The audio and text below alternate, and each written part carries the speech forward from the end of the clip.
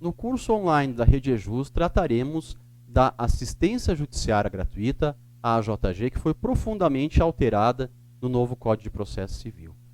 A lei que rege a AJG até hoje é a Lei 1060/50, uma lei do pós-guerra, que tem uma série de problemas, e que foram, não digo solucionados, mas que foi alterada e trazida para dentro do Código de Processo Civil em vários dispositivos. Uma das inovações da justiça gratuita diz respeito à possibilidade de deferir parcialmente o benefício. Diz respeito à possibilidade de deferir o benefício apenas para alguns atos processuais e também de possibilitar o parcelamento do pagamento das custas do processo. A ideia da justiça gratuita é possibilitar acesso ao judiciário aos que não podem pagar.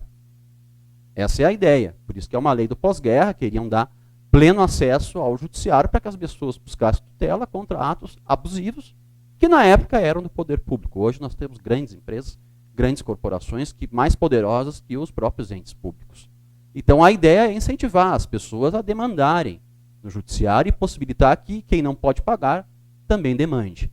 O CPC atual, ou não o CPC, mas a lei em vigor, ela só permite deferir ou indeferir.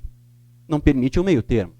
O novo CPC ele cria essas possibilidades. Deferir parcialmente, deferir para alguns atos apenas, por exemplo, uma perícia muito cara, não é?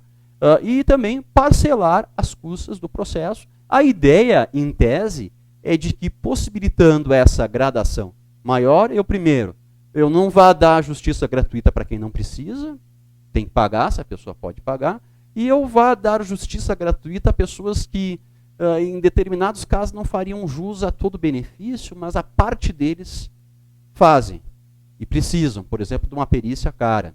Então, pessoas que têm uma certa renda, o valor da causa seja mais baixo, elas poderão ter o benefício deferido parcialmente. Agora, o que isso significará na prática? Se vai ser um avanço no sentido de que as pessoas que não teriam deferido o benefício vão passar a ter, ou se vai ser um retrocesso no sentido de que, a partir de agora, eu não vou ter mais a justiça gratuita integral como regra, e somente parcelamentos, enfim, isso é uma questão que vai ficar para o judiciário decidir. A outra questão, a lei atual diz que basta dizer-se pobre, aspas, pobre no sentido da lei, para que eu tenha o deferimento da justiça gratuita. Isso já gera a presunção. Essa presunção só pode ser afastada por elementos concretos nos autos, isso a jurisprudência já diz, a lei não diz, mas a jurisprudência já diz, e pela impugnação da parte contrária. O que o novo CPC faz? Ele explicita essa possibilidade de que o juiz afaste, desde logo, essa presunção de pobreza no sentido legal por elementos que constem dos autos, sempre dando, claro, oportunidade do requerente se manifestar, exercer o seu contraditório, e também elimina a sistemática da impugnação à AJG que nós temos na lei em vigor.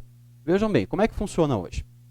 Deferida a AJG, a parte contrária, ela pode impugnar o deferimento do benefício, dizer, olha, o fulano, ele tem condições de arcar com os custos do processo, ele é um advogado, um médico, ele tem várias lojas, enfim, uma empresa, certo? Uma loja de materiais de construção, o valor da causa é baixo, então eu vou lá, impugno e provo. Trago as provas de que ele não faz jus ao benefício. Qual é a importância disso para a outra parte? Primeiro, para o advogado é importante, porque senão ele não recebe os seus honorários. Terá dificuldade de receber honorários. E depois que quem tem a JG pode praticar certos atos que ensejem a multa que não será cobrada na prática. Certo? Então eu vou praticar atos que vão ter poucas consequências, como, por exemplo, recursos protelatórios, embargos protelatórios, recursos infundados, nos casos em que a lei prevê a multa, a litigância de má-fé. O que acontece, então, é que a parte contrária ela precisa impugnar o deferimento da AJG quando feito de forma indevida. Hoje, isto é feito num incidente autuado em apartados. Esse incidente forma autos e ele é julgado por uma decisão. E essa decisão, pasmem, causa muito tumulto isso na prática, ela, embora tenha um caráter tipicamente interlocutório, a Lei 1060/50 diz que o recurso contra ela, contra a decisão que julgar o incidente, é o de apelação.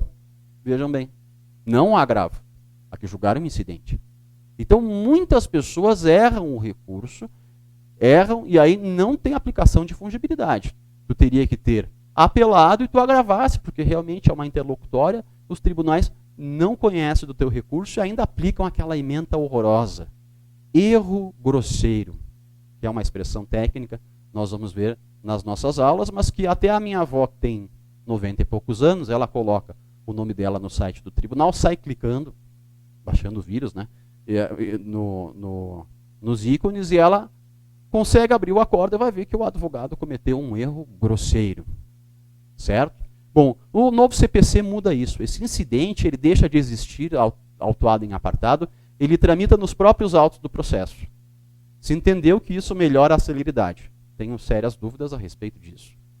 E a decisão que julgar o incidente, ela será agravável por instrumento e não mais apelável. Então vai resolver boa parte dos problemas que atormentam os advogados depois que se deparam com um erro que já cometeram antes e de difícil solução. Quer dizer, não conheceu do meu recurso nesse caso, dificilmente eu vou conseguir corrigir o erro, porque vão aplicar aquela tese de que não tem fungibilidade nesse tipo de situação.